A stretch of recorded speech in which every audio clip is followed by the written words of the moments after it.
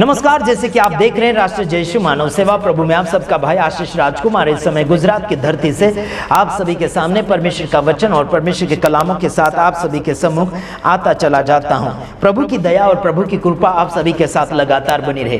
खास वीडियो है, जाना नहीं, खास वीडियो है, यानी कि पास्टर बजेंद्र सिंह को जिसने फंसाया था वो लड़की और वो लड़का दोनों पति पत्नी है ना। इनका कोई खास पति पत्नी का कोई प्रूफ नहीं है, ये डुप्लीकेट पति पत्नी है। मालूम नहीं, इसके पापा ने बोला था, वो लड़की के ससुर ने बोला था कि उनका शादी का कोई ठिकाना नहीं है, कोई प्रूफ नहीं है। ऐसे उस लड़की के ससुर ने मुझे बोला था। वो प्रूफ मेरे पास है, वो वीडियो आप सभी ने देख भी लिया है और आप सभी ने जान भी लिया है।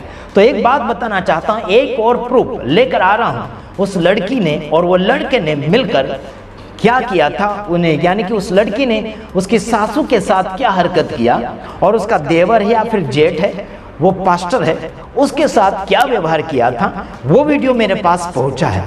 एक मेरे मित्र ने उस वीडियो को डाला था, तो मालूम नहीं कैसे डिलीट किया जा रहा है। तो कोई बात नहीं, मेरे चैनल के ऊपर यह वीडियो अगर चल जाता है तो ठीक है, आप देख लीजिए और ज़्यादा से ज़्यादा आपके व्हाट्सएप के ऊपर, आपके क्या बोलना चाहिए, आपके व्हाट्सएप ग्रुप के ऊपर, आपका चैनल के कम्युनिटी के ऊपर शेयर करो, पोस्ट करो। आपके अलग अलग मित्रगण, अलग अलग यूट्यूबर लोग जितने भी मेरे वीडियो को अगर पसंद करते हैं, आप हर एक चैनल के ऊपर आप मुझे बिना पूछे, मेरे बिना परमिशन से आप डालिए वीडियो। मैं पैसे कमाने नहीं बैठा हूं, मैं आपको ना ही तो कॉपीराइट दूंगा और ना ही कोई स्ट्राइक दूंगा। यारो, आशीष राजकुमार खुला मन लेकर बैठा है, ये पैसों के लिए मन बनाकर नहीं बैठा। पैसे कमाने के लिए मैं YouTube के ऊपर नहीं आता। मेरे भाइयों बहनों में जनता सुधारक हूँ, जनता सेवक हूँ और जनता का फायदा करना चाहता हूँ। जो गलत है उसका पर्दाफाश करूंगा और जो सही जिस बात में उससे बचाऊंगा। अगर कोई बातों में गलत है तो सामने जरूर लाऊंगा। आज मैं बताना चाहता हूँ, उस लड़की ने और उस लड़के ने मिलकर, कुछ लोगों के साथ मिलकर जो कारनामा किया है, इन्होंने पास्टर बजेंद्र सिंह को फंसाने के लिए बड़ा षड्यंत्र इन्होंने रचा है।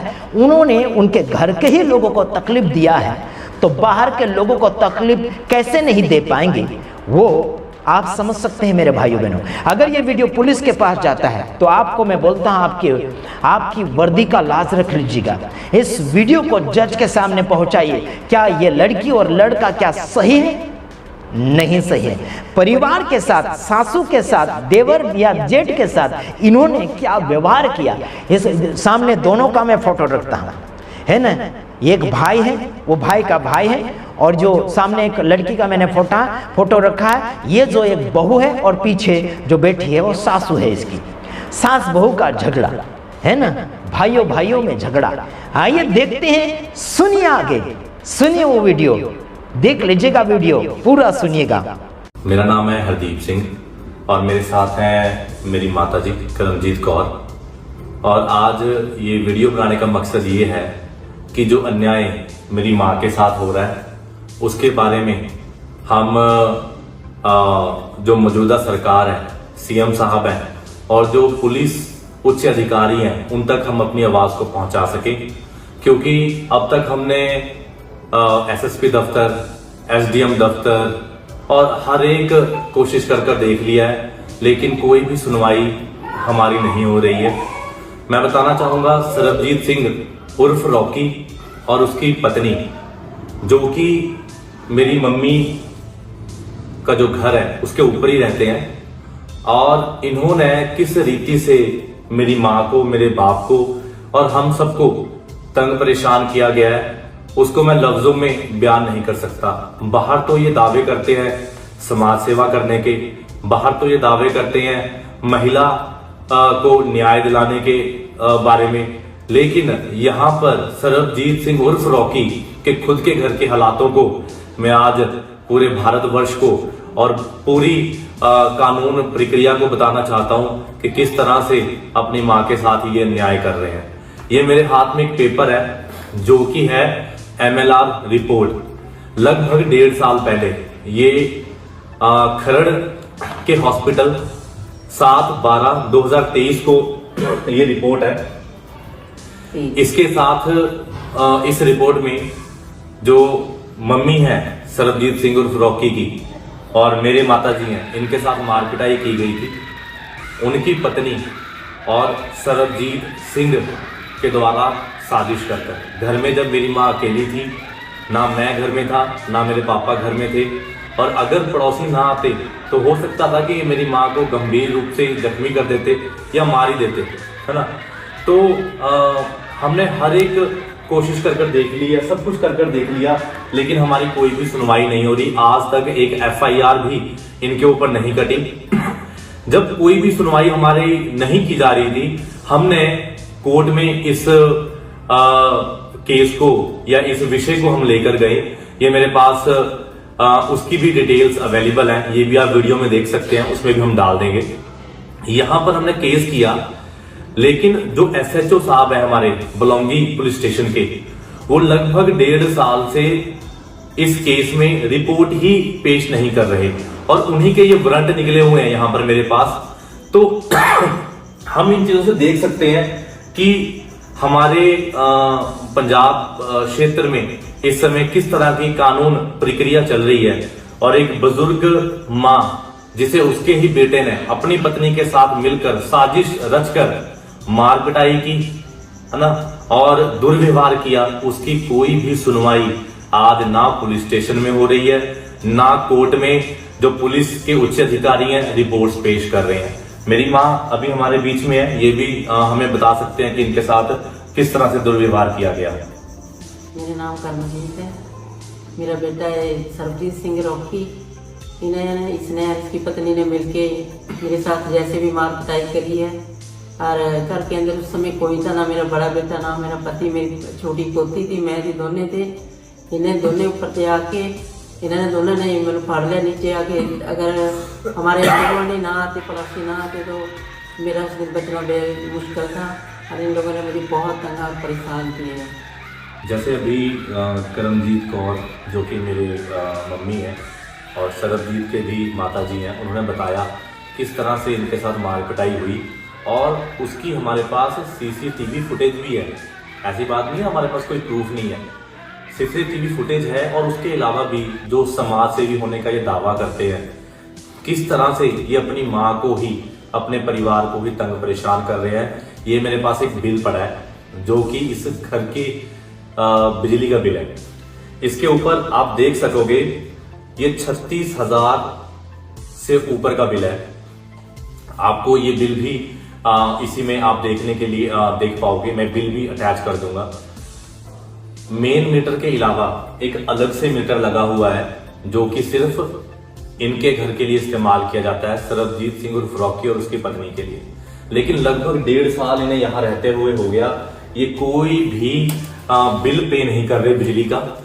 और ये मेरे पास कुछ रसीदें हैं जिसपे हम रेगुलर 2,000, 3,000, 1,000 कर बिल पे कर रहे हैं ताकि हमारा मीटर ना कट जाए। मीटर कटने के लिए भी हमारा जो बिजली विभाग से मैसेज आ गया कि हम आपका मीटर काट देंगे। इन्हें जब बोलते हैं कि भैया जो आपका मीटर में रीडिंग है उसको आप बिल भरो, तो ये लड़ाई करते हैं, ये मार पिटाई करते हैं, ये गाली गलौज करते हैं, ये गुंडागर्दी करते हैं। और इस तरीके से ये यहाँ पर क्या कर रहे हैं, हम सबको, अपनी माँ को, अपने बाप को, अपने भाई को तंग और परेशान कर रहे हैं। ये मेरे पास लगभग 1.5 साल के पानी के बिल है, आप देख सकते हो कितने ज्यादा है। 1.5 साल के पानी के बिल है, एक भी पानी का बिल भी नहीं है भर रहे, उसमें भी ये अपनी दादागिरी या गुंडागर्दी दिखा रहे हैं। और इनफैक्ट मैं आपको जो सब मीटर लगा हुआ है इनकी बिल्डिंग के लिए वो भी दिखा सकता हूँ, उसकी रीडिंग भी दिखा सकता हूँ। तो मैं कैमरामैन को कहना चाहूंगा कि आप प्लीज मेरे साथ आए, मैं आपको दिखाना चाहूंगा भी।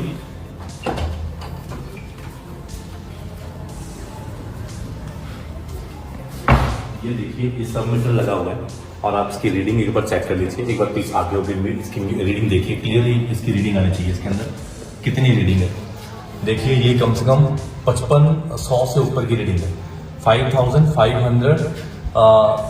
300 आगे कुछ है, 55,000 से ऊपर की रीडिंग है ना। तो आप देख लीजिए कि किस तरह से अपने आप को समाज सेवी कहने वाले कि हम ऐसे महिलाओं की आवाज को उठाते हैं, और हम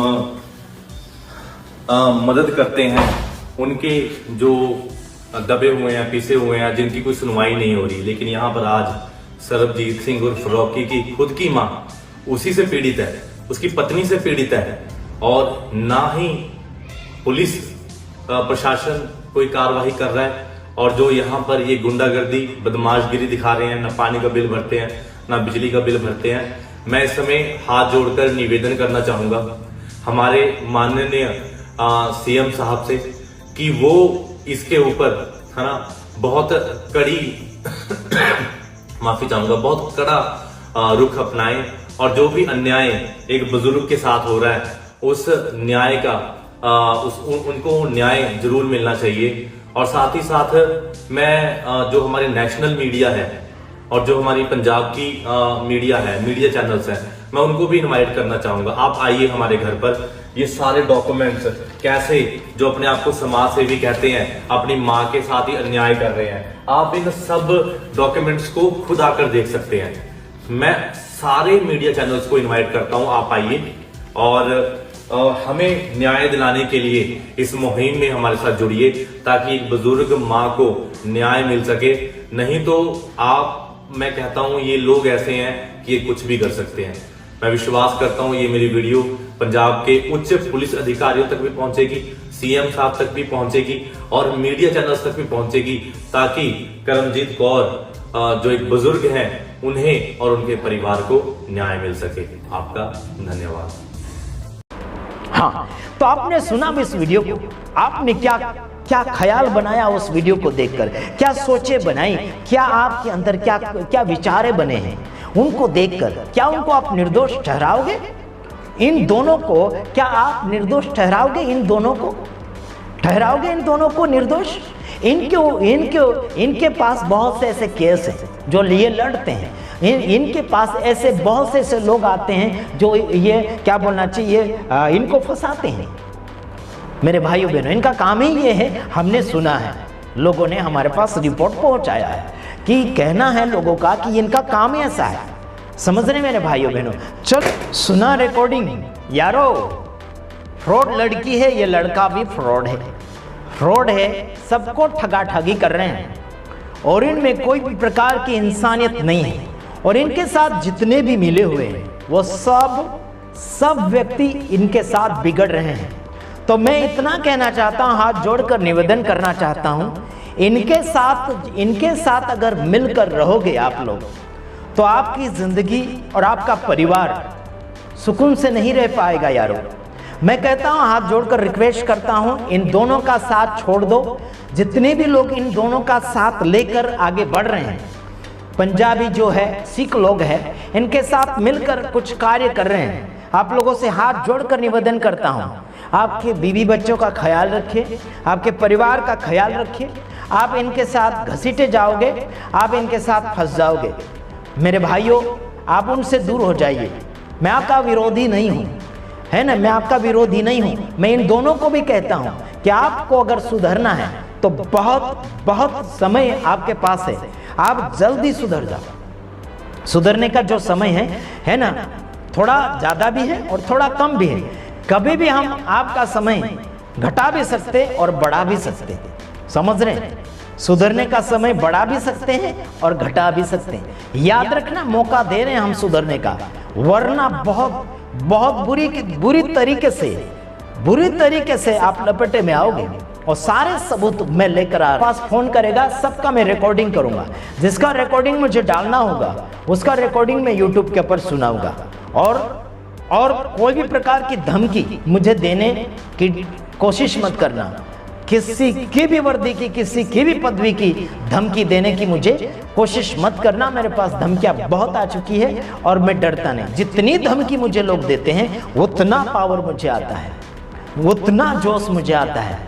हम डरते तो किसी बाप से नहीं, ऊपर वाला परमेश्वर मेरे जिंदगी के अंदर जो पावर दिया है और बढ़ता है। आपको क्या लगता है कि आप मुझे डरा धमका कर मेरे अंदर का जोश, मेरे अंदर की हिम्मत, मेरे अंदर का पावर कम कर लोगे? आपको ऐसा लगता होगा? ये सपने में भी मत सोचना, सपने में भी मत सोचना यारो। याद रखना, ये आशीष राजकुमार गुजरात की धरती से हैं। कुछ लोग बोलते हैं दूसरे दूसरे गांव का। ये टोपी वाला जो बोल रहा था ये राजस्थान का है करके मुझे बोल रहा था।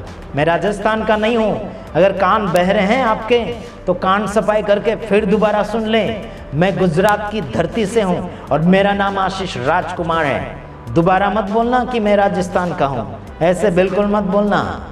झूठ बोलते हो है ना, झूठ बोलना छोड़ दो वरना तुम्हारी खैर नहीं। बचना है तो गुनाह मान लो। आशीष राजकुमार को बोल दो फोन करके। मैं दोबारा फोन किया था इस टोपी वाले के ऊपर लेकिन इसने फोन नहीं उठाया। मैंने शांतिपूर्वक बातें करी थी, वो रिकॉर्डिंग करके उसने उसके चैनल के ऊपर डाल रखा। क्या साबित करना चाहते हो? तुमने धमकी दी है उस रिकॉर्डिंग में मुझे मालूम है और मैंने कहा जो भी कर लो, मुझे डर नहीं है, मुझे चिंता नहीं है। मैं डरता नहीं और मैं चिंता करने वालों में से नहीं हूँ। मैं चिंता करने वालों को चिंता से बाहर निकालता हूँ, वो हूँ मैं आशीष राजकुमार, है ना। ठीक है, एक बात बताना चाहता हूँ। यीशु ने कहा मार्ग सत्य जीवन में हूँ। यीशु के पास आओ, यीशु जीवन देगा, रास्ता देगा, सत्य देगा। सत्य के साथ जीना चाहोगे तो झूठ का साथ छोड़ना पड़ेगा आपको। झूठ का काम बंद करना पड़ेगा, झूठ बोलना बंद करना पड़ेगा। मम्मी पापा के साथ, भाई के साथ गलत ये लोग हरकतें कर रहे हैं, है ना। और सरकार और पुलिस क्या कर रही है? बहुत से पर्चे इनके ऊपर फट चुके हैं, पुलिस वाले कोई ध्यान नहीं दे रहे हैं। मैं बोलना चाहता अगर कोई वहाँ का पुलिस वाला है, जो भी है, जो बड़ा है, कोई टीआई है, जो भी है, उन जिसके पास केस पहुँचाया गया है उसी पुलिस वाले का नंबर मेरे पास पहुँचाओ। मैं बात करता हूँ उससे। क्यों नहीं ले रहे हैं उसका केस? उसके माँ का केस क्यों नहीं ले रहे हैं? वो भाई का केस क्यों नहीं ले रहे हैं, है ना। ये टोपी और ये नकाब वाली इनके ऊपर केस क्यों नहीं लागू कर रहे हैं पुलिस वाले? ये हमको पूछना है पुलिस वालों को। हिम्मत अगर है तो उस पुलिस वालों को मेरे से बात करवाओ। ठीक है, हम दूसरी वीडियो में आ रहे हैं, तब तक ले नमस्कार।